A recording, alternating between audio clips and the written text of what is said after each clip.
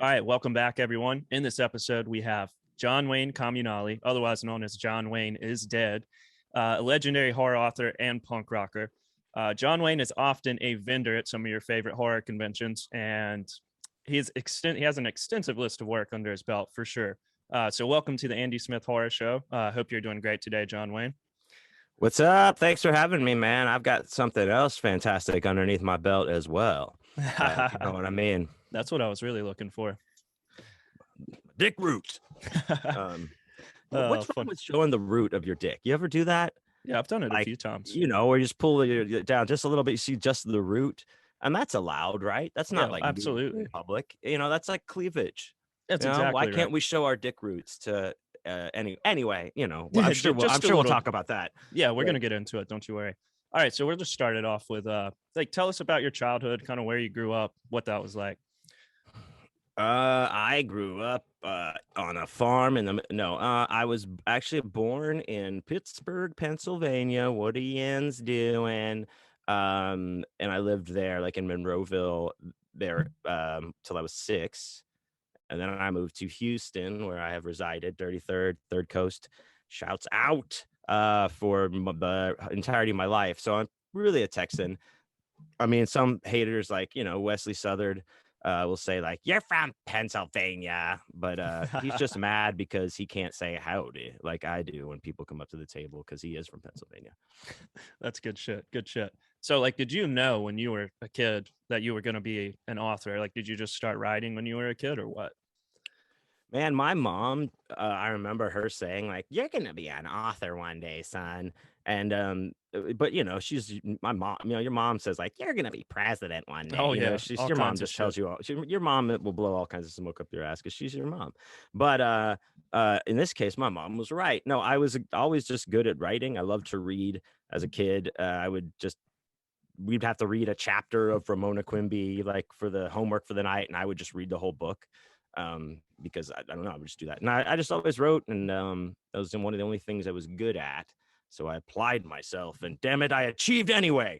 It's a hard career, bro. That's a very hard career to get into. Oh, geez, yeah, it is hard. There's a lot of work, like any craft, like we were talking about earlier. Honing a craft, it's not instant gratification by any means. So there's a lot of hurry up and wait. There's a lot of patience involved, a lot of rejection.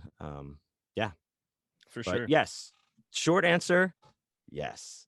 Awesome. That's awesome, though, man. Some people, it takes them so long to figure that out.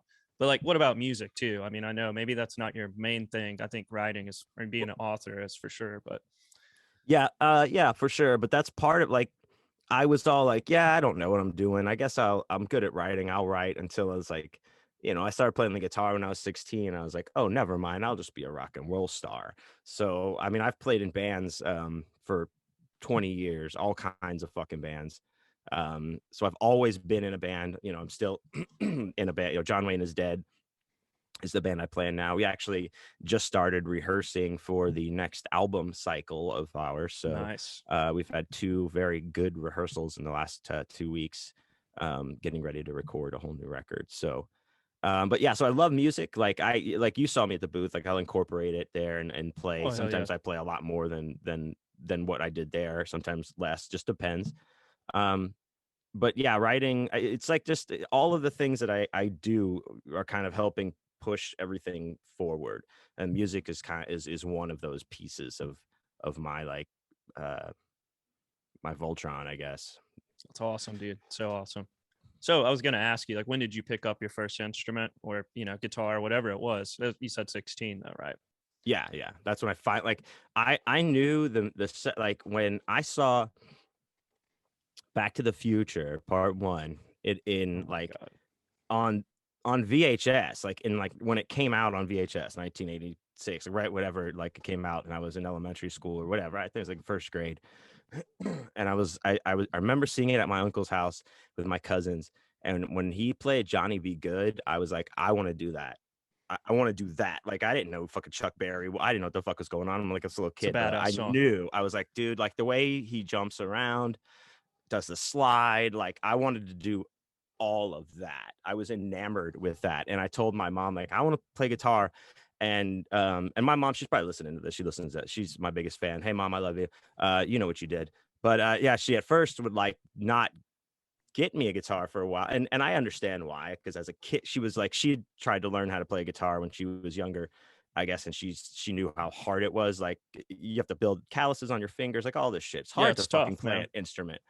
So she was like, yeah, she just kind of thought, well, I don't know if he's ready, I might quit, something like that. And so she probably made the right choice, because who knows, if I would have quit early or got discouraged. But at the time, 16, I finally got a guitar. Boom, and then we were off to the races, and I haven't stopped playing since. Badass, dude. What was the first song you learned to play? Fuck, what was the first song I learned to play? I can tell you mine was Smoke on the Think Water. that's not even Smoke on the Water. Fuck, what was the first song I learned to play? That's like I want to say it was.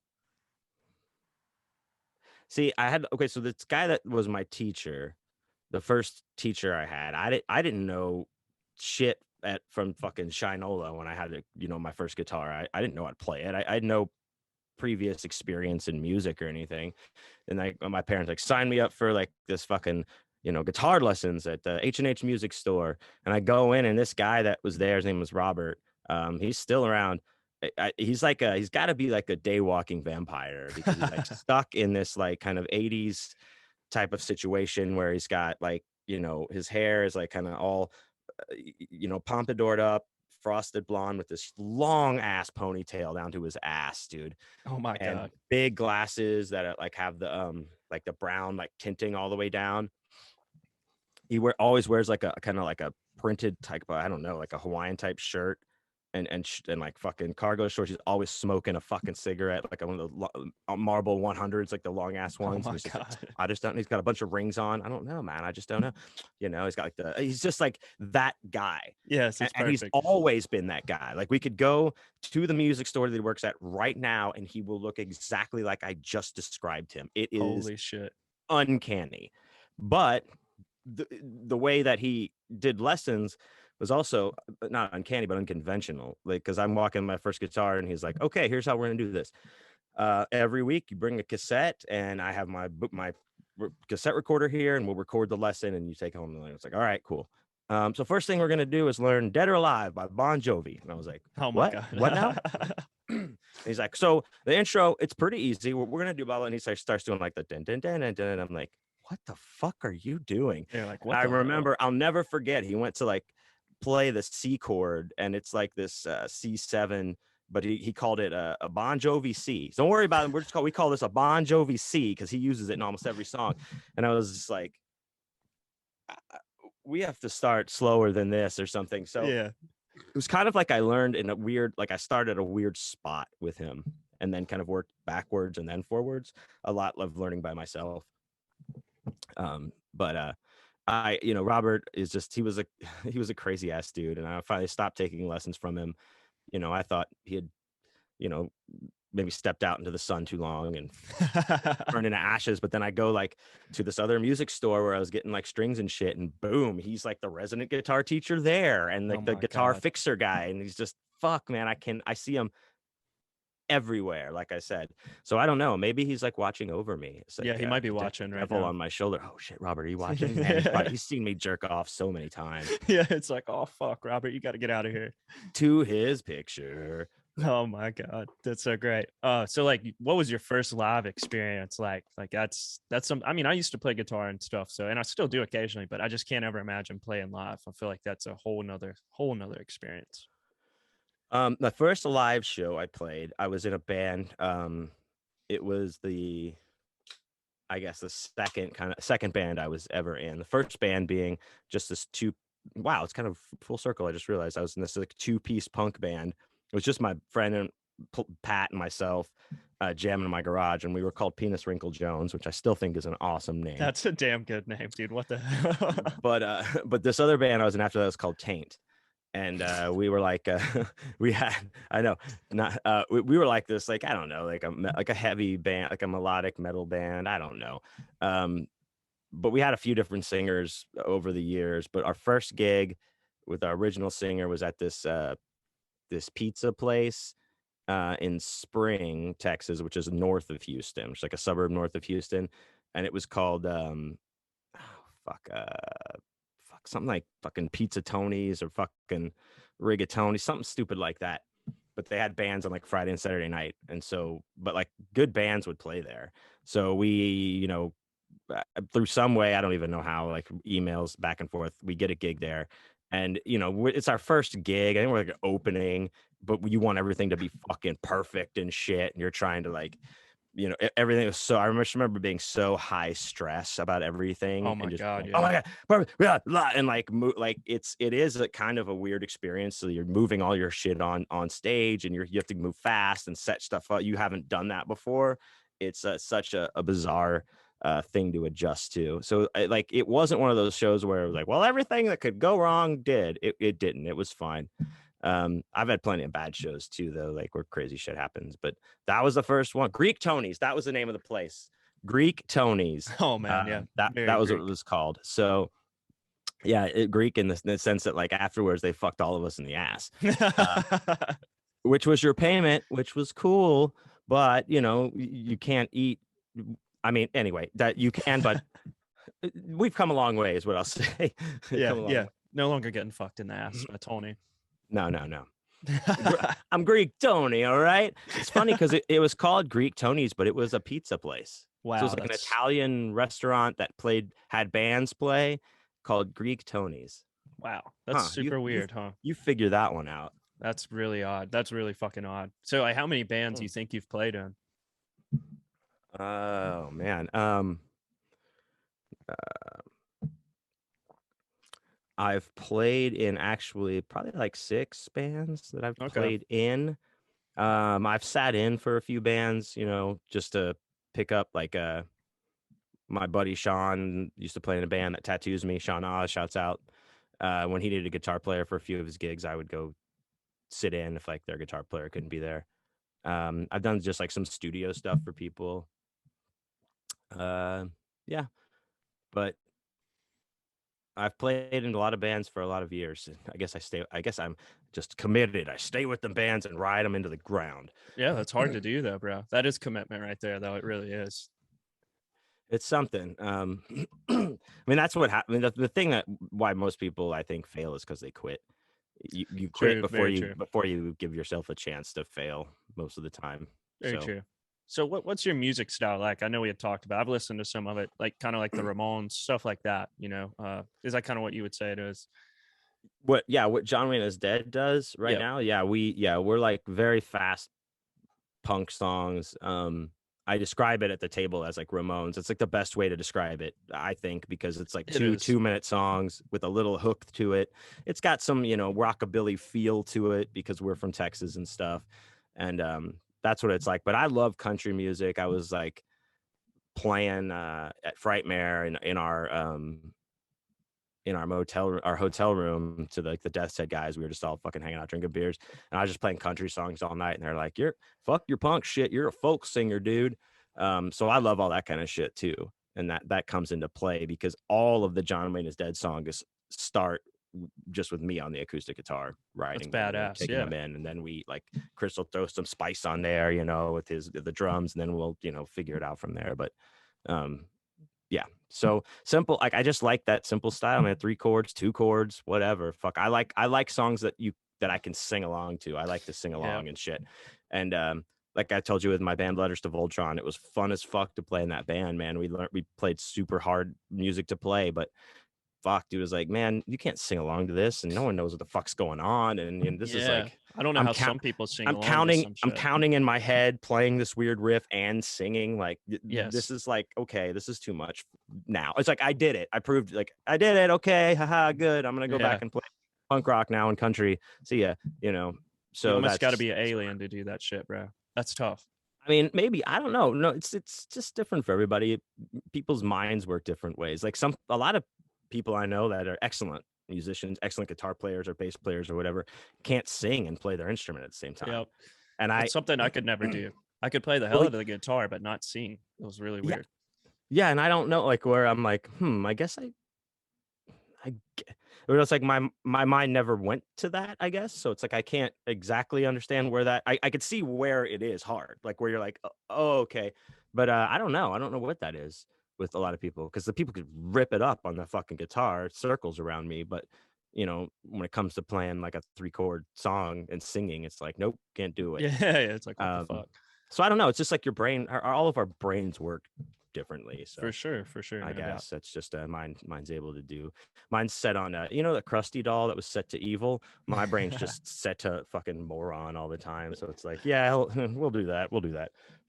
That's perfect, dude. Yes, everybody's different. There's no doubt about it, for sure. So what do you think? This is a tough question, but like, who inspires you the most as a musician? And they ain't got to be alive. I mean, it could be anybody. Who inspires me the most as a musician? Well,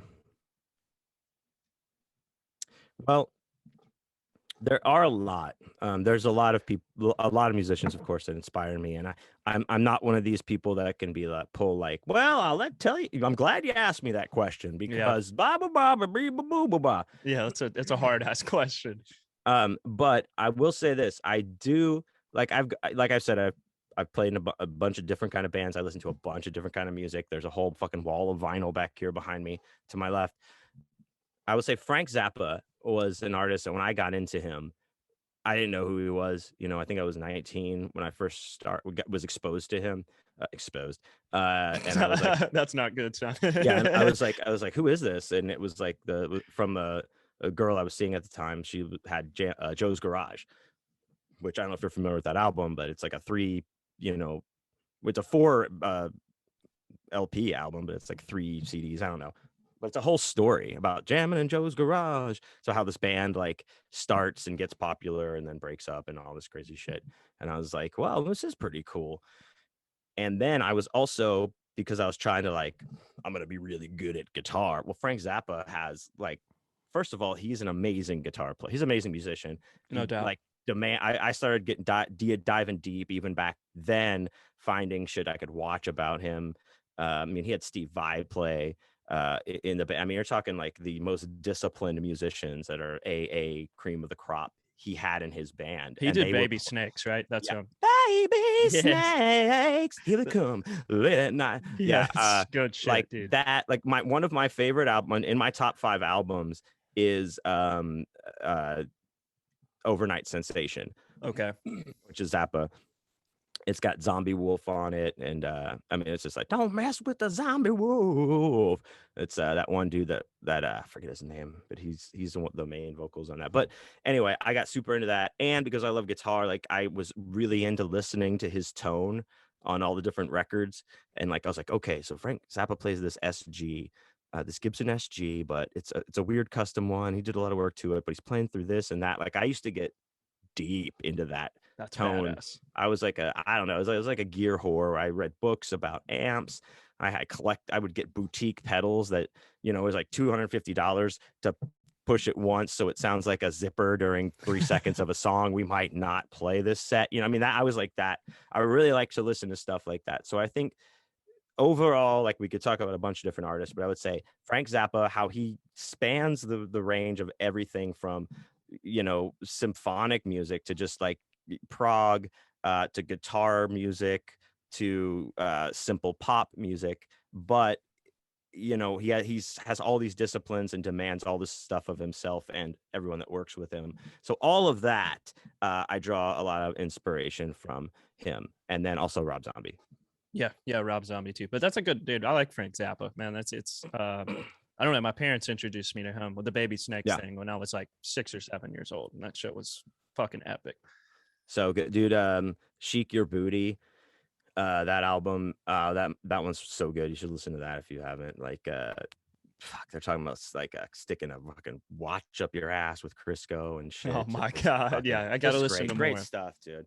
But yeah, that's awesome. Did I answer that question? I think. Oh hell yeah, that was a great question. That was a good answer for sure. So that's you kind of almost said it in there, but like thinking about, I'm just trying to think of some of the bands that have had issues, like say Fleetwood Mac.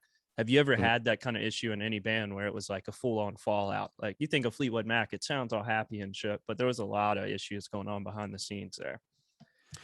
Um, yeah, well, not like a full on fallout, but I have been in bands where you've had to fire somebody, which is fucking weird It's because got you're to be tough. already yeah, it's like nobody starts off in the band like thinking like, well, I could get fired from this.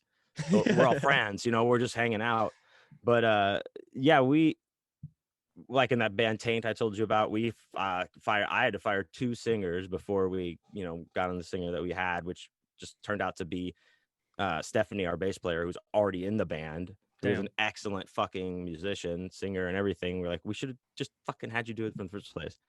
But also in that band, we had a drummer where, man, we all party and shit, but sometimes shit gets way out of hand. Oh yeah. And I don't give a shit what you do and how much shit you do and how far you take it.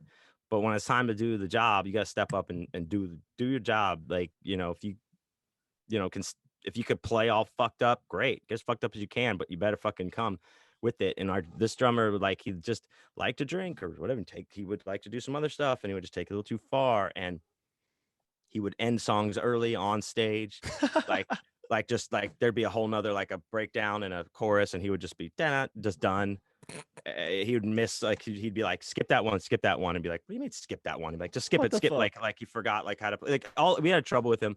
He of course didn't see it, but we were also in the midst of like recording a record at the time. So when we fired him, I'd like have like I was working at Starbucks, and like everybody that comes in. So I had this attorney guy like help me write this contract thing for him to sign where we were firing him, but we were also keeping the music, since his drum tracks that he's recorded belong to us now. It was a fucking nightmare. But I remember we had the meeting. I had to do all the talking, of course. He signed the fucking thing all mad and stormed out. And then like 5 minutes later called us and was like on speakerphone yelling how he was going to sue us and all this stuff and how it would never hold up in court, and I was like, okay, well, you just go ahead. This Yeah, have fun.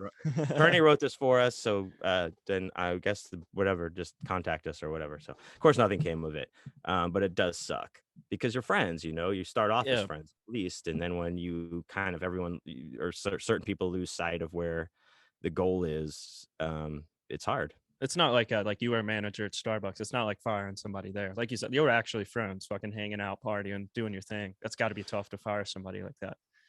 And that's pretty much how my Starbucks was too, that I Yeah. ran. I mean, believe it or not, I mean, it's easier to believe, but yeah, it's when you're just like, man, that's why I tell people like the fewer moving parts you can have with whatever it is that you're doing, the better. Um, Very true. it's just like the less people that you have to collaborate with or share the vision with or push or be pushed by them, like it just gets it can be great, but it can be very hard. Like writing is a solitary act, and like I said, it's not an instant gratification thing either. But there's no one here pushing me or being like, you better show up at writing practice at 5 o'clock and it's Yeah, your yeah. turn to bring the beer. It's like it's me. I have to do that. I have That to hold sounded like The myself Simpsons. I'm accountable. not gonna lie. Yeah. That was Simpsons. Oh, Very Simpsons sounding. oh, cool. After this, fucking anyway, I lost it. But yeah, but that's how it is. Like and that's why I like to play. And like John Wayne is Dead is just me and one other guy. My drummer, and Yeah, it makes it a put lot easier. together a big sound.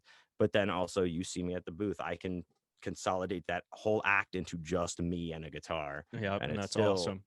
it still rips. So. Oh, you think about some of these bands, man, like Leonard Skinner and shit like that. There was so many members in those bands. I don't know how they Oh kept going man, like that.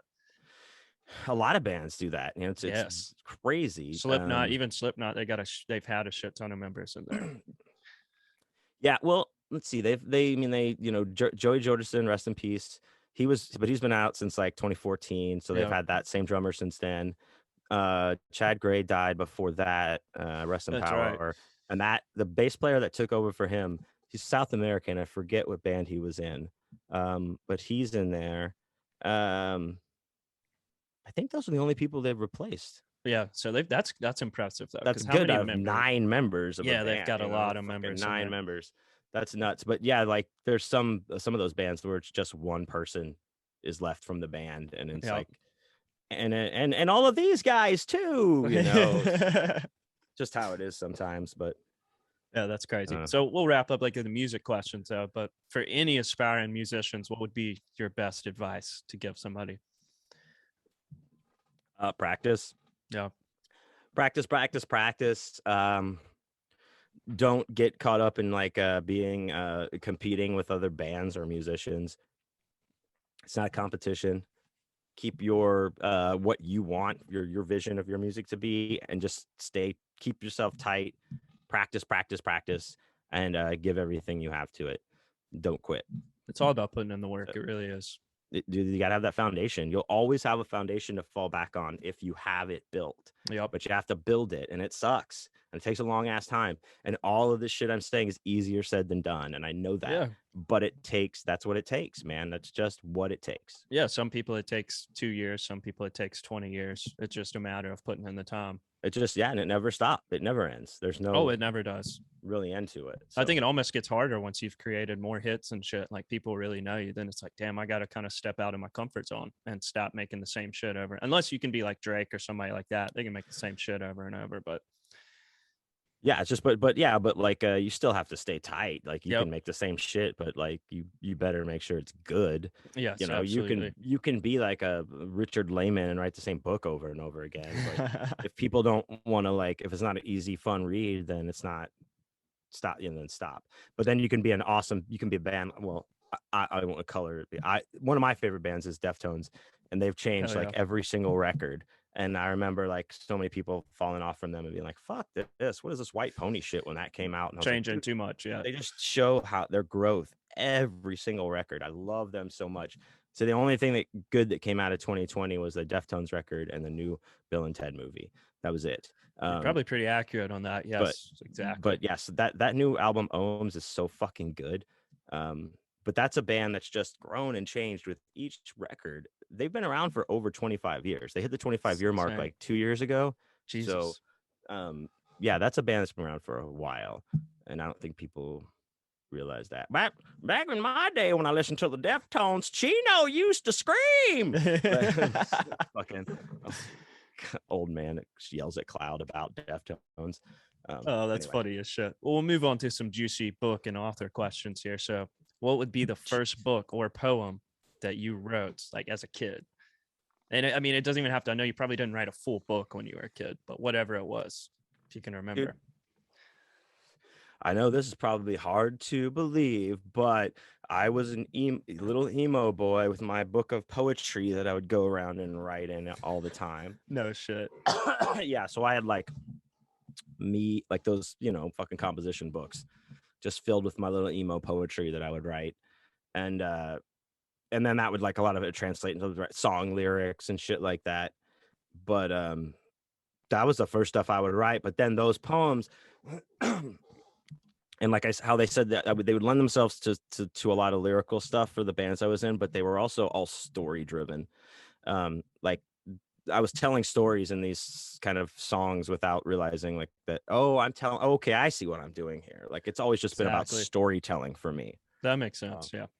And I said this before. I'll say it again. Coming from a guy, like I said, that carried around his emo poetry book and filled many fucking composition books with poetry.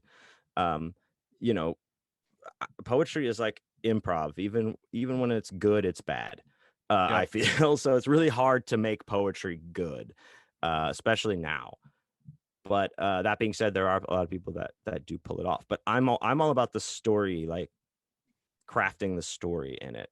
And I think that's kind of like that led me into being like, oh, I'll write all these weird fucking stories. Yeah. So did you start it off with like horror novels, or was it just anything at first? I mean, I would read I read a lot of everything. Yeah. My mom shouts out. I mean, we were regulars at our library every week, especially during the summer. Multiple times a week, we went to the library. I checked out all of the I forget what they're called now. Triana knows, but they're these hardback books that were like Dracula and the murders at the Rue Morgue and, you know, the creature from the Black Lagoon. And it was like the story of the movie, kind of like a novelization Got almost, you. but it was Yeah. like, but it had photos from the movie and it was a hardback, kind of like for, you know, younger readers or whatever. I would like check those out over and over and over again. Um, but yeah, I would just read anything, like everything that I could read back then. It just didn't even matter. I read Shel Silverstein uh religiously and like just checked the tape of him reading Where the Sidewalk Ends out from our library over and over Oh and my God. over and over again. Where I mean, I know every fucking poem from those books. No um shit. but I loved like to hear him read and do the voices and stuff. That was very inspirational to me too. So I don't know. I was reading everything, but like a lot of weird shit that would be sprinkled in there. A lot of weird little monster stuff. Because I was a little like I talk about in my podcast and stuff before. When I was young, I was a GP or you know, a giant pussy. So I was scared. Like I was just scared of shit. You know, Everything. Yeah. my mom, but you know, she raised us religious. You know, she knows what she did. She's much cooler now, but you know, we were sheltered. Everything that I watched, I had to sneak. You know. Yep. So first thing I see Nightmare on Elm Street when I'm in second grade at my friend's house, and Probably fuck, ruined I'm your shit. terrified. Dude. I am terrified. But it's like I look back at all that and realize like I saw my progression of like, oh, then I'm like this. I got super attracted to that stuff. So Just good. like anything, like kids, moms and dads don't, you know, anything you tell your kids not to do, they're gonna get really into. That's exactly what But happens. I know that's a part of it, but I was still just enamored with this, and then that falls into my storytelling uh part of my brain where I like the weird shit. You know, Yep. I would watch The Outer Limits when I was a kid first because then I discovered what the Twilight Zone was and would watch that. But those kind of anthology type of shows with the weird twist, the M. Night Shyamalanans at the end of everything, I cut my teeth on that. I was like, listen, like that's the shit that I first got really into. So I think that influences my writing even now. That kind of stuff. So Yeah, that's amazing, dude. That is. So, like, explain to everybody what your writing style is. You know, what would you technically label it as? I think you've told me, but just kind of explain it. it's horror. It's you know, I started in bizarro fiction. I was part of the new bizarro author series from Eraserhead Press in 2017 with a book called Ant Poster, and that book was about a coming of age story about a young man who's ushered into manhood by an older woman, as happens a lot. But this older woman happens to be a poster who is on the wall in his bathroom, married to his uncle. So it's like this very bizarre tale that unfolds, but it's all like just very, very like shows how weird sexuality and coming into your own at that kind of time can be through. That's like what bizarro used to be. I right now I don't know. I don't associate myself. I mean, I don't not associate myself. I don't write bizarro anymore, and I don't sell my bizarro Got you. books at my table anymore. I write this weird horror, I would say, like Yeah.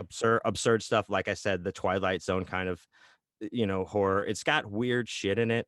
It's not extreme horror. It's just absurd, surrealistic. Some of it's got some magical realism. I've got my, you know, charming sense of humor thrown in there sometimes, and I just like to keep the reader guessing all the time. Is like kind of what I like to do a lot. Yeah, that's fun. That's what I like to read too. Though. I mean, that's yeah, absolutely.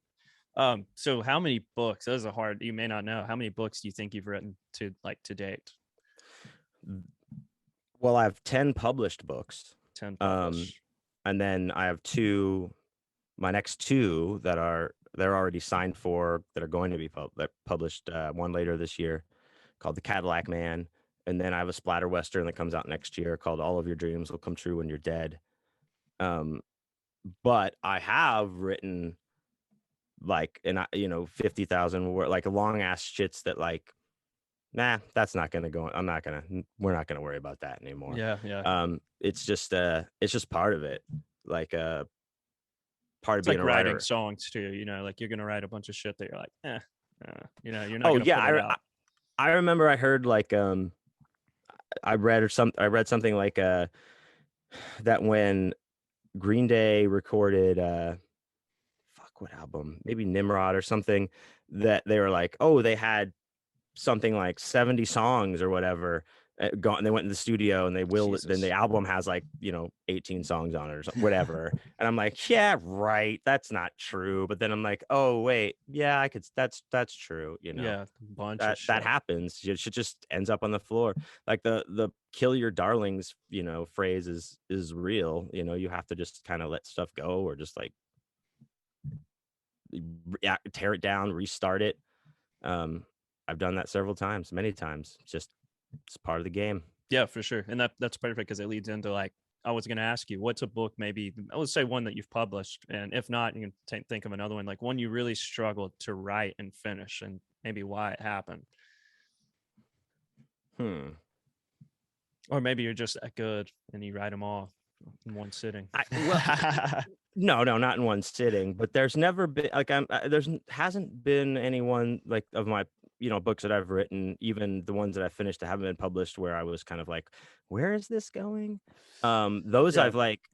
I've I talked about this, like, probably, okay, so with my Splatter Western that I mentioned that's going to come out next year, it's a part of the Death's Head Press Splatter Western series that they've been putting out. So they're not like a continuation of each other. They're all standalone books, but they're all from these individual, like, awesome horror authors that, are writing like a twisted horror story in the Western sense, right? Which sounds So sick. That sounds awesome. yeah, they are awesome. So the first wave of them, I got offered one, and I was like, I don't want to do one, because I was like, I don't like westerns. My name's John Wayne. I live in Texas. I don't want to write a fucking western. Sorry, thanks, but no thanks. Yeah. But then they started coming out, and I started reading them, and then I started getting into like watching some westerns. Like then I started watching a fuck ton of westerns, like all the spaghetti westerns and stuff like that. And I was like, I think I could do this. I think I actually want to do this. I think I have an idea for this. But I got a contract and everything, and I signed it, and I was like, all right, here I go. But I started it 3 times, got to like 30 to 35,000 words each time, and trashed all of it. And then the one that's finished, the one that has nothing to do with whatever the fuck I started writing, like none of it's very crazy how those things come about. But I didn't have trouble finishing it, but it was something where I was like, all right, I'm ready to be done with this, because I want to move on to the next thing. Because that's the only thing where it's like I had to write a horror western. Usually it's just like, I wrote this, do you want it? And they're like, yes or no. But I don't like to have you can't put me in a cage, man. Put these rules on me, dude. Yeah, no shit though, right? We'll mix it up for a minute with some real different questions. What do you think people misunderstand about you most? Could we have a misunderstanding break of where we take a piss right now? Yes, that's totally fine. Yeah, I'm getting Okay. right to it. I'll be right Cool. back. Me too. Woo! That was tough. Yeah, no, I didn't realize. I'm glad you said that, because I was over here starting to shake a little bit. And I'm like, damn, I just pissed a solid gallon. Yeah, dude. So good. Do you ever piss in a bottle when you're driving? You know what? It's so funny you asked me that. Those would be a perfect spot to start this back. But I actually tried on the way back from this last one in Ohio. And I actually, thankfully, I found some Solo cups that I had in the back, but I started to try to piss even in a Gatorade bottle. I mean, it's a little bit bigger. Dude, I couldn't do it, man. I had to pee so bad, and there wasn't a rest stop or anywhere. I was in the middle of West Virginia, so there's nowhere to stop unless you want to pull up at some wrong turn looking house. And I tried. No, I couldn't do it, man. I couldn't do it. Dude, this like came up over the weekend because I was telling Jared Barbie from Death's Head Press, his wife was also with us at the convention, like how like I've had to piss in a bottle a couple times, like, and on the way home from Charlotte. No, was that the last one? Yeah, on the way home from Charlotte, like when I saw you, like I like filled like 2 of those big liter smart water bottles with piss. And she was like, how, that's not normal. Guys don't do that. And he was like, he's like, yeah, that's what you do on a road trip sometimes. I was like, man, especially in a band, sometimes you just piss in the bottle. But I understand it's a mind fuck. Like, and I told her, like, this is how you do it. So I put my shit on cruise control. Yeah. First, cruise control is your friend. But then you have, so like, a smart water bottle, it's just like a fucking, it's even a smaller opening than a normal one. So the only thing you have to be sure of is like getting your dick hole aligned like with the fucking bottle. As long as you get that in there, like put it right up against. So I'll pull my dick out and I like fucking jam it like against there, and then hold it. And I'll hold my dick in the bottle and hold my knee with the wheel with my knee, Yeah, yeah. and then kind of push myself up a little bit. And then that's where the hard part is, because your mind doesn't want to let you take a piss, because you're like, you're in the car, you don't piss in the car, what are you doing? Yeah. That's where you have to overcome that. Like once you can, like, it's gonna feel really good when you do it, and then you make sure it's like in there, boom, then it's just like going.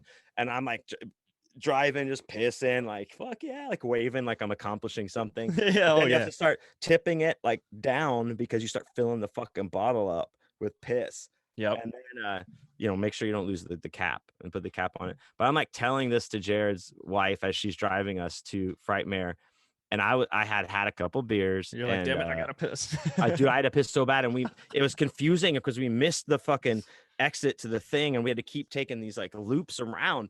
And the third time we took the loop, I was like, that's it, I'm pissing in this bottle. And I had like a Miller Lite, one of the aluminum bottles. Oh yeah. And I just like filled it all the way up with piss to the top, and just like put the cap on. It was so hot. I was like, yeah, this is so hot. I'm just holding this bottle of piss. Yeah. So yeah, I've done that before. It's tough, dude. I just feel like I'm not going to be able to stop. That's the problem. Because when I It's got to piss that bad, you can't. Oh man. But but like all that stuff, but like, man, you feel, even if you have to still piss after you fill the whole liter of Smart Feels a lot Bottle, better. oh, you feel so much. You feel like you could like punch God in the face himself. You're like, fuck you, I did it, bitch. Yeah. Like, it's an accomplishment, like a level up or something. And see, I think you said it in one of your podcasts. You were saying your eyes were starting to float. Maybe that's what you were talking about. Yes. That's how I Oh, felt this maybe that was weekend. it, I yeah. was like, damn, my eyes, literally, I can feel that shit in my eyes. Because I have to take a piss a lot when I'm driving, especially like, and like Nick, like he'll stop for me if we'll stop. It's not like he's like, no, we're driving, Yeah. But if I'm by myself too, I don't want to stop all the time. I want to hold it as long as I can. But man, pissing in a bottle is just such a great thing. It's very hard. That's a whole nother talent on its own. Practice for sure. You can do it, dude. I'm going to learn. Yeah. That's a tough one. Very fucking tough. We'll see. What I was asking. What was I saying? You said what people misunderstand about me, I think. Yeah. What do people misunderstand about John Wayne the most? So I did think about this, but actually it came right to my mind. The thing that I get told by people, especially after they know me for a little while, and by a little while I mean like a couple weeks, month, whatever. They see me a couple times. People will tell me that they did not expect me to be as nice, kind, and outgoing as I am, based on what I look like. They said they walked up or whatever, they were like introduced to me or however it was, and they were just like, this guy. And then I'm like, hey, how you doing? They said people have said it's so disarming to them because it doesn't match what they think this is supposed to be, I guess, or what's supposed to, I don't know. Because if you're not, what is this? Is this only video or is this audio too? Oh, it's both. Yeah. So if you're not watching the video, I'm dashingly handsome.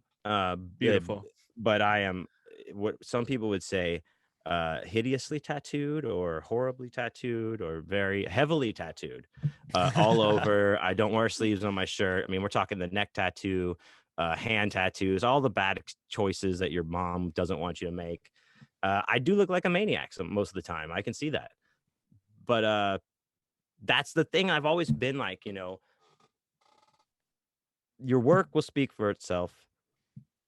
And the way that you like treat other people, of course, and the way that you are. My ex-wife was like, used to tell me she didn't want me to get tattoos that showed like on my arms and stuff. She was like, people will judge you based on heard that this shit too. Yeah. Immediately, all the time. And I was like, but why? Like, I'm so nice. They're not even going to give you a chance to be nice because they're going to see that and that's it.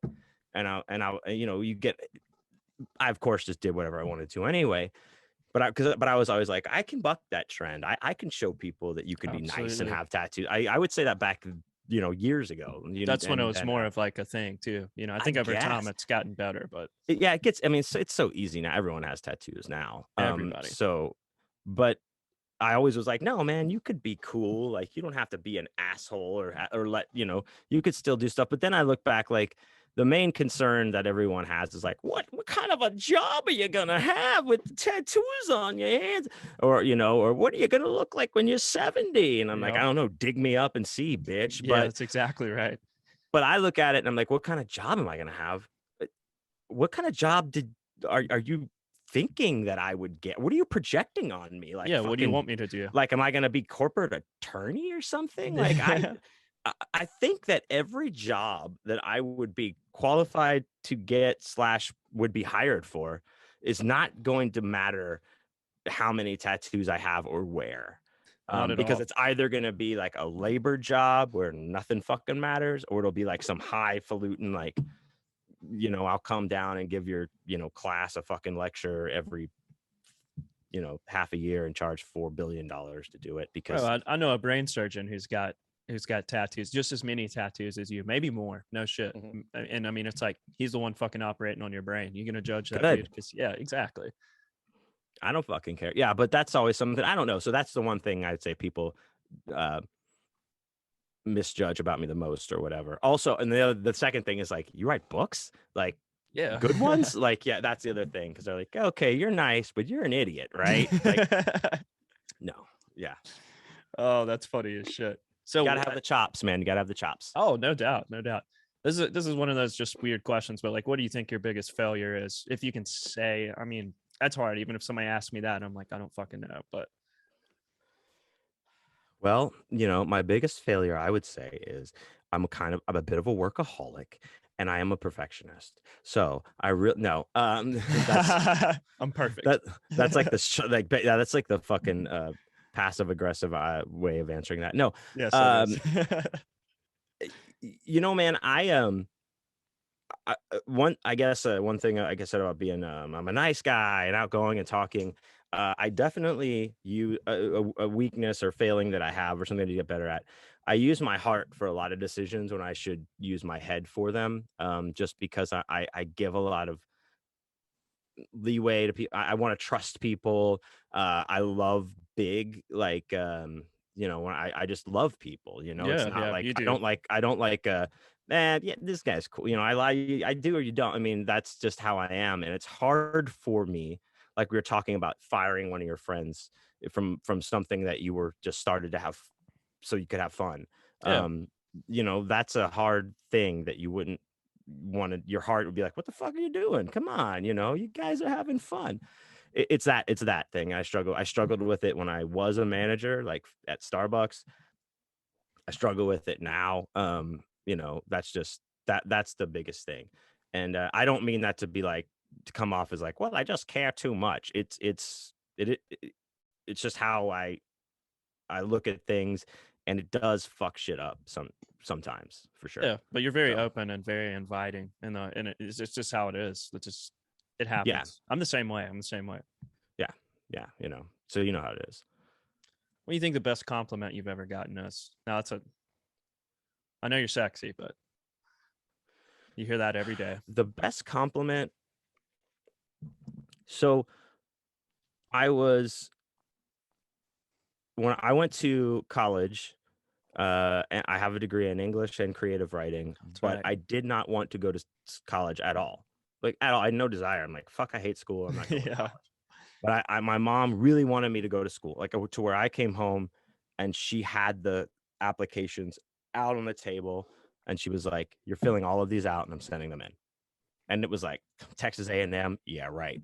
Fucking, so we'll put that one to the side.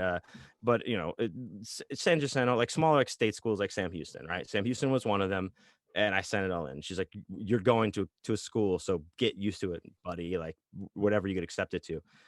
I got accepted to a couple of them, but Sam Houston State, I went to because my buddy Jeremy was going there. A couple of the people I knew, I was like, well, I'll just go to that one because I know people. But I meandered through a whole year of basically just getting Fs and everything, because Yeah. I didn't want to be there, until I kind of stumbled on the writing program, and then I got A's and everything. But I had just started on that track anyway. I know I'm taking the long way around the barn, but I was in Oh, this you're good. a Western literature class, and it was a class where it was like Sam Houston State is not a big college. It's not a huge college. It's not like UT or A&M. So it was rare to be in an auditorium like classroom there. Yeah. But this particular class had like kind of an auditorium setting. So you had a lot of people in there. And the first test that we had to take was a blue book test, so it's all just writing, it's all just essay questions with like a big essay at the end you had to write. First test of the fucking year. And I forget what it was about. So we had to read something. I forget exactly what it was, but we take the test. I come back the next time. He passes them all up, talks about how disappointed he is with everybody, how low the fucking grades were, how it was just, like I remember just like a kind of like, what the fuck do you people think you're even doing in college? Like that kind of thing. Yeah. And so like they're passing the things up the row, like the blue books up the rows to us, and it gets, I get mine. I pass. I'm in the second to last row. There's one row behind me, and I pass the one back to the girl behind me, and I open mine up, and I was like, I close it real quick. I was like, fuck. And I open it again, and it says 110 A++. And I was like, what the fuck? And I'm trying to read like the note that he wrote, like something like very impressive, extensive, and like you heard the girl behind me go, 110? What the fuck? Everybody's like, getting 50s. everyone was failing. So I was like, fuck. Okay, so I guess I did a really good job. But the compliment thing was like I lived in an apartment off campus. Maybe like a week or so later, I got a handwritten letter from that professor asking me like, hey, I don't know what you're doing with your life or what you're in college for, but you should be writing. Come to my office and see me. I'd like to talk to you about this, like that kind of. And I was like, oh shit. Okay. So I did go talk to him. Unfortunately, he had to leave after that semester because he was having like this whole, like he got divorced and all this crazy shit. He was awesome. But then I also had another teacher that was like that in a writing class. Then like 2 years later, Professor Abbott, that used one of my first essay for the class as the example to the class in the next fucking time. But he would come to Starbucks where I worked and just like check in on me and shit after I graduated. You still writing? You still writing? You still doing stuff? Like, so those are probably like the highest compliments I think that I've been. That's awesome though. That's really cool, man. So those things keep you going. Yeah, that absolutely keeps you going. Let's talk about John Wayne's morning routine. What does that look like? Okay, let's see. Well, we don't explain the full thing. We don't see the nude part. Okay, well, I'm fully nude. No. So like I said, I worked at Starbucks for so long. I had to get up at 3:15, 5 days a week. That's early, bro. It's fucking early. That's too early. It's very early. And but I worked that job for 15 years. I was used to getting up early. The next job I had was a labor job. I had to be there at 6, but I would still get up like at 3:30 or 4 so that I could write before I went into work. I just like the morning. Me too. So now I have no day job. This is my job. I get up at 6 a.m. every day, 7 days a week. Doesn't matter. And I get up. Of course, I have dogs. I let the dogs out, feed the dogs. I make my coffee and shit. But I come in. I usually I go over it's like I'm like, this is my admin time where I'm like answering emails, look at social media real quick. But then I either I wrap all that up and go to the gym first thing, or I immediately start writing. Or if I'm recording a book, if I'm doing narration, that has to be like whatever my deadline is. I sometimes will start with that first thing, depending on how my day looks. But yeah, after I get all that stuff out of the way, the kind of like morning admin shit, it's just like right into either writing or doing recording or whatever, that is for the day. Oh, that's nice. That sounds like a good day, though. What do you think about yoga? Smoke a lot of weed. Meditation. Yeah, that part's very crucial. I think a lot about it. I do. I've been doing yoga for a little over a year now. My sister, Carrie, shouts out at Feeling Fit with Carrie, teaches yoga. She's an excellent teacher. So I've been taking her class over Zoom for, like I said, just a little over a year now, 2 days a week. And actually, that's what I did just before we got on the podcast. Really? Like I went to the gym first, did my routine there, and then came home and did her yoga class for 45 minutes. And I love it. It's awesome. And I suggest everybody do yoga. I mean, like I do, and I do the GP, the giant pussy one, the gentle flow yoga. I'm not out there like fucking doing power, whatever fucking shits. I'm not turning up the heat. I do it twice a week, and it is awesome. Meditation, I'm super into. I do meditate every morning as well. That's amazing. But like I like chaos magic, and I kind of like study that. So I kind of wrap that stuff around that. But really, it's just about like getting your mind focused on what you're trying to do for the That's day. exactly right. You just having like a people have a mantra or whatever. Like I guess I have something like that. It's not like a but it's like it's just something I tell myself over and over, like an affirmation. I guess is more what I use. And I sit there and I can look. I close my eyes and I can visualize this. I just have this thing that I visualize, this place that I've been that means something to me, and that takes me like that brings me all like right there together, and then I'm like, okay, boom boom boom, focus, and I'll do that, and then get up and boom, ready to go. So See, meditation's so crucial, bro. I have slipped out of it for a little while, but it's crazy when you realize how fast your mind's racing dude, all yeah, the time. And then when you sit down to do it the first 5 minutes or so, or it's almost disturbing the first part of it. You're like, damn, I can't stop. I can't stop. yeah, there was this one like in one of these books I was reading, it said like try in your meditation, sit in like a just picture a straight line, Mm-hmm. and for as long as you can, just a line going straight in front of you, however you want to picture it, just a straight line.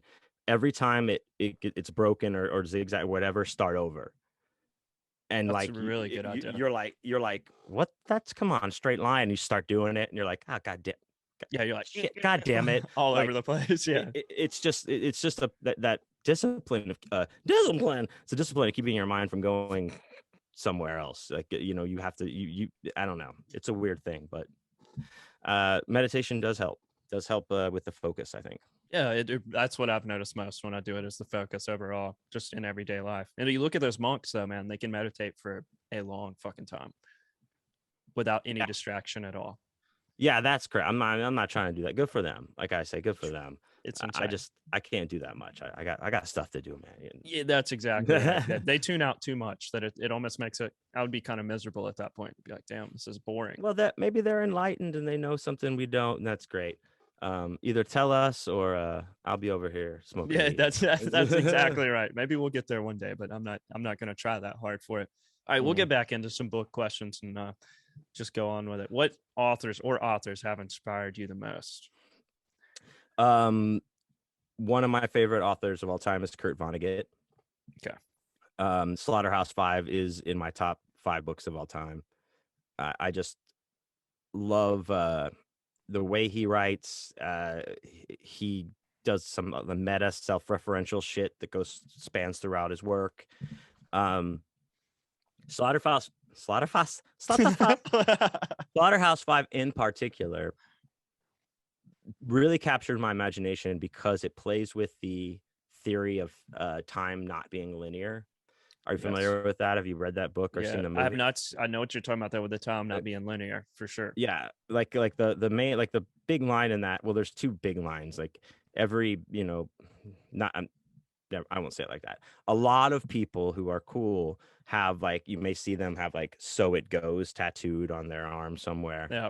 That's from that book.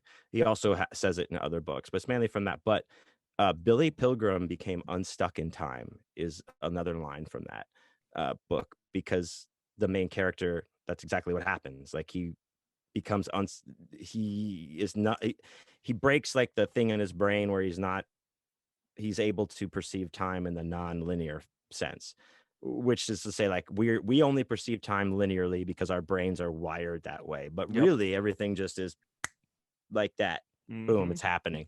And that is what is happening in the book. So he's living, dying, being born, going to war, having his kids, getting married at the same time, always, all the time. And he can pop into certain things, back and forth, and how he experiences it. Fucking awesome. I love it. Captured my imagination, and went on to read so much more of his writing. But Kurt Vonnegut,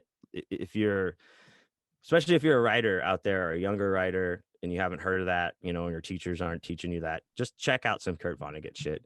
You don't have to read that one, but maybe Breakfast of Champions is a great one as well. But yeah, he's one of my favorite authors. That's awesome. Do you have a favorite book of all time? It might be one of his. It might be that book. It's Slaughterhouse-Five. Yeah. Yeah. I gotta read it then. I gotta read it. You got to, man.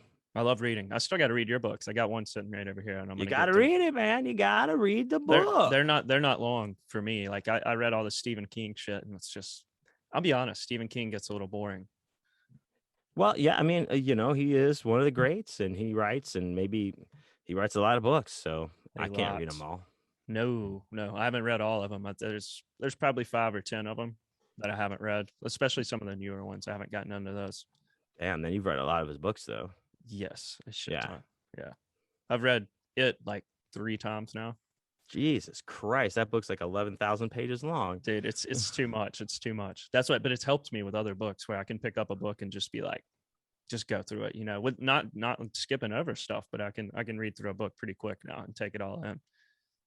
Oh yeah, dude. When I was like in middle school, I was in like a I don't know what they call it now, but AP, like we called it tier 4 back then, but AP or something. honors, Yeah, AP, yeah. we were 2 years ahead of like what I was in the 7th grade, so we were doing ninth grade, and I was in that, and I was the only guy in a class of like 7 girls and Oh my me, god.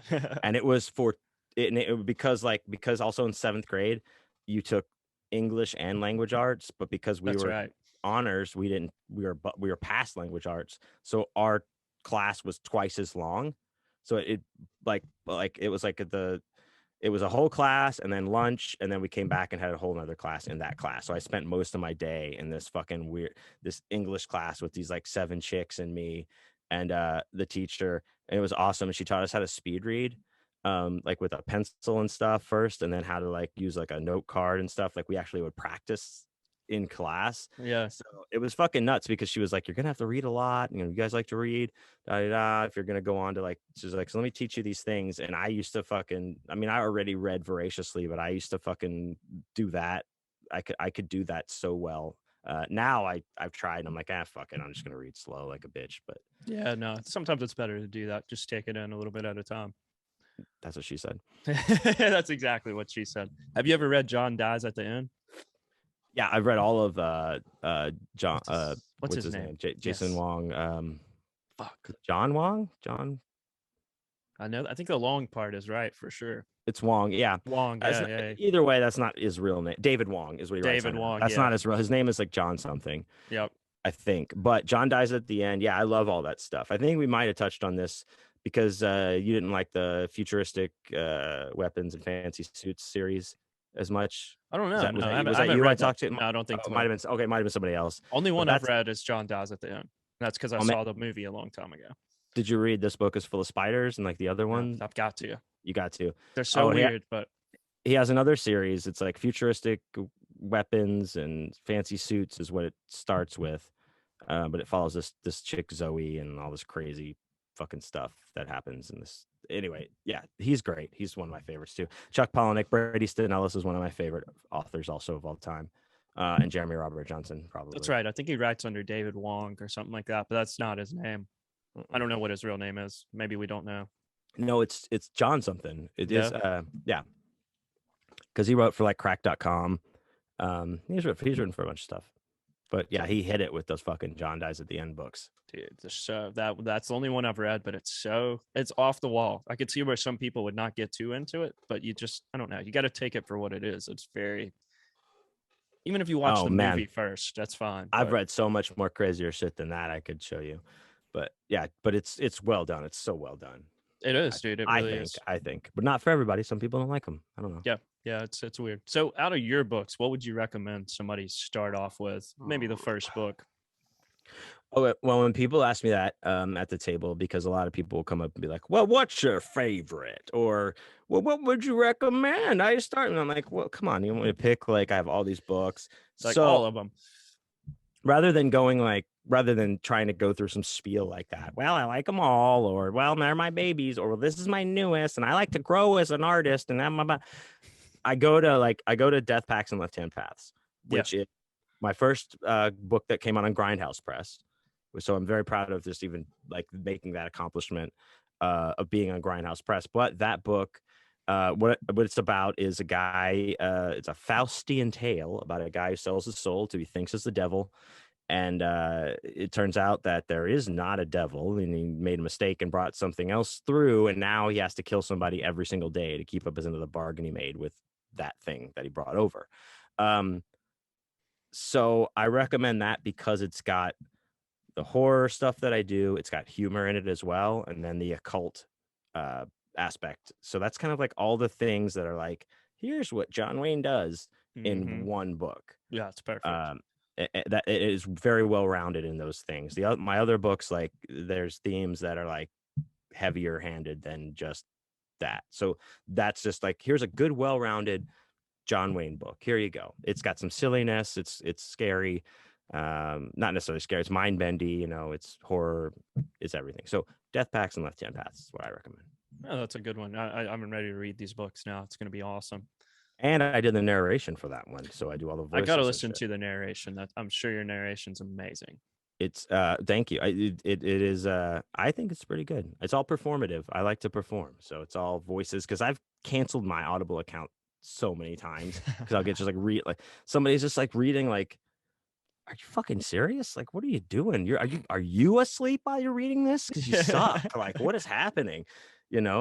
So I like to have people put some life into it. I don't know if that's because I was a theater kid, or just grew up in that performative thing. But man, dude, readings are like, some people are just so boring when they fucking read shit. Yep. Yeah, I've tried to listen to some audiobooks and I'll be like, damn, it'll literally put your ass to sleep, even if it's the craziest fucking tale you've ever heard. But sometimes you're like, this is I too boring. I can't focus, dude. I'll go to readings, like live readings at cons, Oh God. with the authors, like other authors and stuff, and I just can't even pay attention. Yeah. They might as well just be like, wah, wah, wah, wah, wah, wah, wah, wah. I'm Yep. just like, I don't know, man. This is boring as fuck. Yep. I'll just light my dick on fire and call it a good day. That's Whatever. exactly right. There's nothing wrong with lighting your dick on fire. No, there's not. Especially if you do it during your reading. Now, if you do that during your reading and You'll get everybody's attention. you put some fucking feeling into it, I'll be there front row clapping up a storm. So Yep, that's just saying, exactly right. just saying. So you think like this, being an author, I mean, you've obviously made it with it, but you see in the future this is going to continue to be a possible career for people, because it seems so hard, man. Out of any art stuff, it seems like it's one of the hardest. I don't why do you say that, I guess? I don't From know. from your perspective, From what my makes it perspective, one of the hardest? I just think that I just read so much stuff about people really putting their heart and soul into it. But that's everything, I guess, though. You know what I mean? Because I like art stuff, but I could see it just being, you spend a lot of time to create one book. There's no doubt about it, no matter how you do it. Well, at least Hmm. you probably should. I could see it's going to take a long time to, it's obviously not going to be one book. It's usually not going to be one song or one YouTube video, but I just see it being extremely hard to make a career out of it, because I don't know how the whole publishing Oh, thing Jesus works and Christ. Yeah, everything. that's extremely tough to make a career out of anything, Yep. especially arts related. Um, I mean, yes, being it is very hard, but it's just like just like we said, just like anything in the arts, Mm-hmm. right? Um, and it's not, the thing is there's no rule book for this. There's no like, Not at all. do one, okay, then do two, then do three equals, fucking blowjob. There's nothing like that as far as this is concerned. And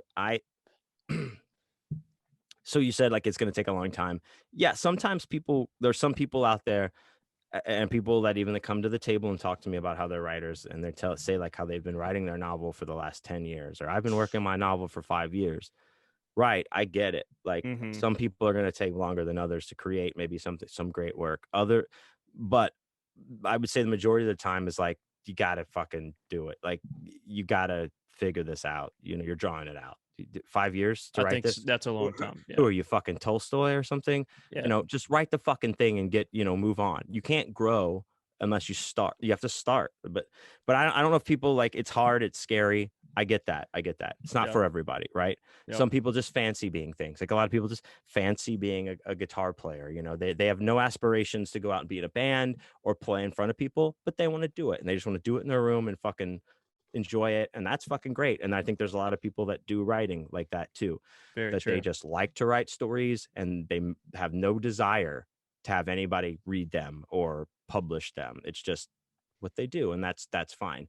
um but as far as like, putting it out there, making it happen, it's different for everybody because it's an art form. uh but I also like, man, there's like, talent is such an intangible thing that you throw in there, Yep. where you're just like, you got to have some talent, but there's some weird talents that you're just like, man, Jesus Christ, dude, you're a genius and you don't even have to think about it. That all of that comes into play with everything, not just writing, any kind of art form. Um, but it is hard, and it's worth it. This is something that, like, that's why everybody isn't a master guitar player. That's why everybody's not a famous actor. That's why everybody hasn't written the great American novel, because it's fucking hard. And if It's everybody yeah, could, they would. And I know that's a cliche, but that's true. it is. Um, That's very it's true. not easy. This is like, these things are fucking hard, but you have to have that passion, and you have to fucking be ready to fail and take all the failure, take all the rejection, take the good with the bad, and just keep going. Um, but like I said earlier, with that foundation, that's the most important thing. Yeah, just Like, start and finish, even if it's not going to be perfect the first time. There's no way. It's no, just build. impossible. Yeah, but you gotta start. You gotta have a foundation. You gotta have chops. You gotta have, put the work in. There are no shortcuts. If you take shortcuts, that's not sustainable.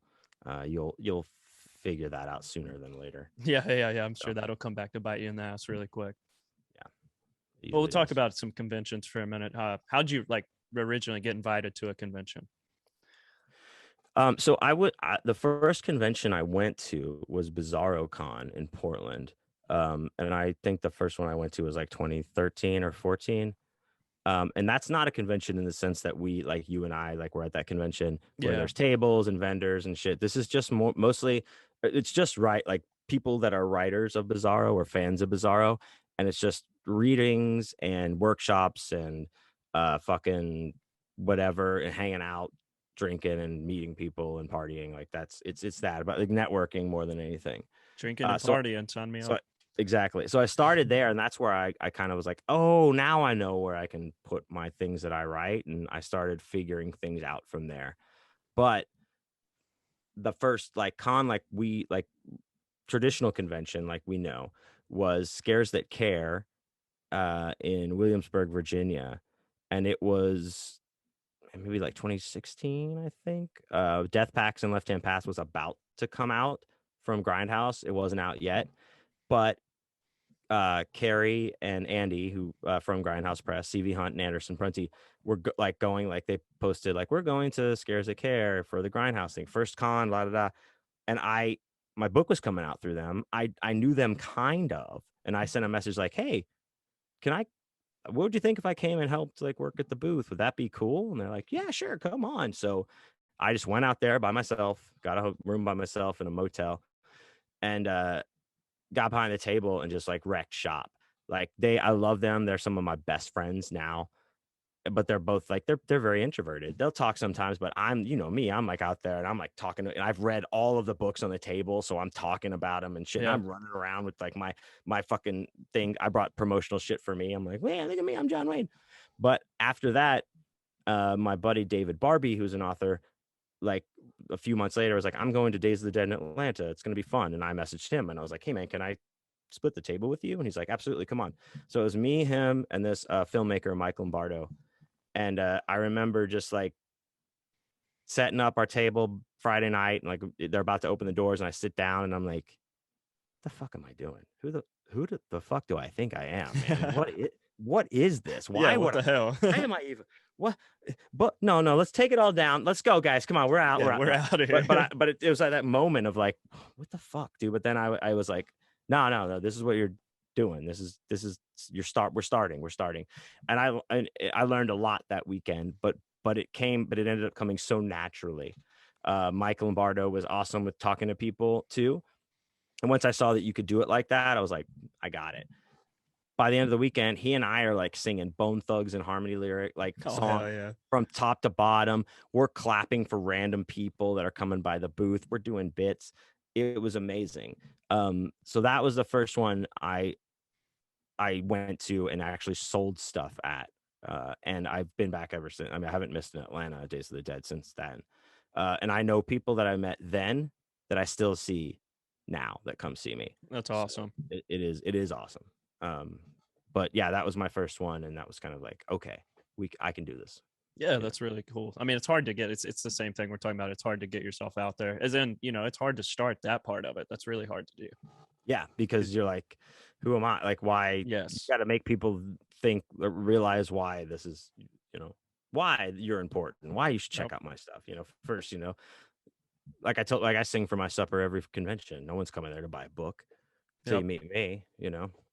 That's yep. You're exactly right, though. You're exactly right. What has been your favorite convention? I know that's a tough.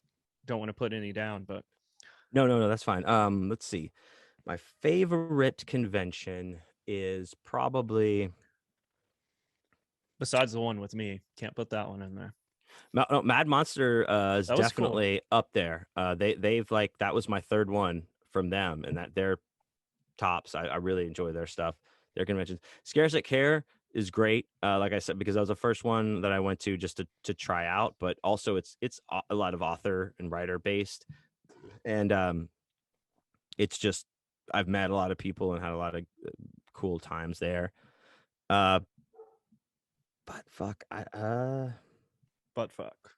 but fuck, I don't know, man. Texas Frightmare is a hard one to beat. I just came off of that one. And that's just intensities. But I mean, I've massive love for Days of the Dead. I'm on all of those in every city all year. So like, I definitely give big respect to them for helping me out a lot. So So you've definitely had a bad probably them. convention experience. I mean, I've listened to it in some Oh podcasts, but yeah. Oh yeah. Yeah. Why do you want me to tell you a bad convention experience? yeah, tell me one. Tell us one. Which one? See, it's multiple. That's the thing. I mean, which makes sense. So not Yeah. everything's going to work out the way you Oh, think it's going to. oh no, not at all. Let me see. Okay, well, not too long ago. Okay, so maybe a few months back, we went to Nick P and I, who is my buddy that travels with me. You didn't meet him; he wasn't at that convention, but we went to uh Chattanooga, Tennessee, Mm. for something called Metrotham convention. Now that by the name itself, I Yeah, should it have sounds really known. odd. But it's what it is it's supposed to be a combination of Metropolis and Gotham put together. Okay. Oh, okay, yeah. So it's like, okay, we should have. To me, this sounds like 4:30 Friday in the writing room. Like, okay, yeah, that's fine. Let's go with it so we can Yeah, get the fuck just out of fuck it. here. It's the Yeah. worst. It's the worst name. But the people running it actually had come to. They were at the Atlanta Days of the Dead trying to promote, like, hey, do you want to come to the convention? Like, and I was free that weekend, so I was like, yeah. And my buddy Tony Evans, Kentucky Tony, he was going. I'm like, yeah, let's go. And we get. So I got a table there, and Nick P and I, we like to stay and like, we're pretty adventurous. Hmm. So we actually stayed at this motel. I got this Motel 6 for us to stay in that was like super fucking cheap. It was $40 a night. That is And I cheap. was like, all right, cool, fuck yeah. And we got there a little early and we were sitting we parked in the back parking lot to wait till we could check in and just drinking beers. And I was smoking and reading. And we kept watching people come and go. And we very quickly realized that this was a halfway house.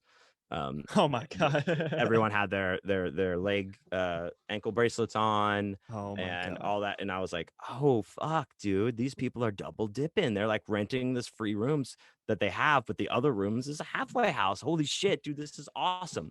So it's like very interesting. Not many people would stay there probably Yeah, after they that. probably like fuck We this. were in this smoking room that smelled like shit. Everything was stained. It was awful, but it was awesome at the same time. However, the convention, well, that's a different story altogether. We had to beat them to death with their own shoe. No, it was I was like stoked. I remember I'm like, fuck yeah, man, this is gonna be awesome. I had a great spot. I'm all set up, like, that's gonna be badass. All right. And then like it starts and nobody is there. Dude, like nobody. Really? Like where is the people? What's happening? Is there an earthquake? Is there a channel? What's going on right now? It was so dead, like in the middle of Saturday when it's like the busiest. There was like nobody walking around. I was like, I filmed like nobody walking around, was sending it to my friends that were at Spooky Empire that same weekend, and I was like, I fucked up. I should have came with you guys. Sending them. Wow. It was fucking dead to the point like you even felt bad for the people that were working there because they kept walking around and be like, you need anything, you guys need anything, you want some, we just put some pizza out, you guys can have some pizza. I'm like, your pizza's gonna, it's gonna be a little more than pizza to take care of this, my friend. Yeah, we got a lot. But yeah, it was like, but that's also one of those situations where we did make the best of it because by mid Saturday it was like, all right, that's it, I'm just power drinking and playing songs. That's So fuck it. I just got behind this, I just started playing songs and everyone was like, keep going. So I just played for a long ass time. And then I had like old dudes that are coming back like, well, I used to play it, you know this song? I'm like, get back here and play the song, grandpa. Yeah. So I was just like passing the guitar to like these old dudes that were playing music and shit like that. And we just had a good time doing that. And then we went back to the halfway house and recorded a podcast. Oh, recording. It was awesome because like, halfway house. because like the guy next to us, like, so the guy next to us in the room next to us, he was like his family was visiting him Saturday night, and they're like, on the sidewalk, and like they're like these white people, these square ass white people with like collared shirts on, and they're tucked in, like they definitely look like they do not belong there, nor do they want to be there. Yeah. And then it's like it just pulls in this fucking like, and another thing, like open up my door, beer cans are falling out, like Nick gets out yelling at me, it reeks of pot, we're screaming at each other all crazy, and we're just like, hey, what's up everybody, and go into our room. Like that poor guy, he was probably like, god damn it. But yeah, it was fun. Wow, that's an interesting situation. It is, but those are the times that you figure out what you're made of. And you make the best of it, like you said. That's all you can do at that point because you're already there. What are you going to do? Turn around and leave like the second day? I mean, you might as well just stay and have fun. Yeah, you got it. Yeah, you're there. You're already there. Figure it out. So, but yeah, that's I don't know. You really hate to have those more than once or a lot or often at all, but when they do happen, it just fucking happens, and you have to. Well, you know where not to go now. Yeah, exactly. And that's funny because they just sent me this week like Metro Tham Part 3 coming up. Get your table early. And I'm like, yeah, I don't know. Give it to you for free. I think I'm washing my hair that weekend. Yeah. Just stay at home. Fuck that. Yeah, but I shan't be returning. Yeah, I don't blame you. Well, we'll wrap this big thing up, man. So she said, boom. Yeah, I knew it was coming. That's why I had to say it. Yeah, you did. So, John Wayne, I want to thank you for coming on today for sure, man. And tell everyone where they can find you on social media, your podcast, everything. Yeah, check me out. JohnWayneIsDead.com is where you can get to everything that I do. I do a podcast every Monday called John Wayne Lied to You, Stories from My Life. I do a podcast every Thursday called Vital Social Issues and Stuff with Chris and John Wayne with another author, Christopher Triana. We talk long form horror discussion shit. I have a Patreon where I do a podcast with this gentleman here, Andy, was on it. It's going to be on it coming up here, where I talk to the people that I meet all around the world and country and all that kind of stuff. That's at patreon.com/John Wayne is Dead. And you can follow me everywhere at John Wayne is Dead. All one word. Legend. Yeah, thank you so much, man. It's been a ton of fun. Yeah, man, sure. You're an awesome dude. I'm glad that we met, and yeah, it's absolutely. My pleasure. For sure, man. Well, we'll wrap this one up, and don't hang up. I'm gonna go ahead and end it. All right.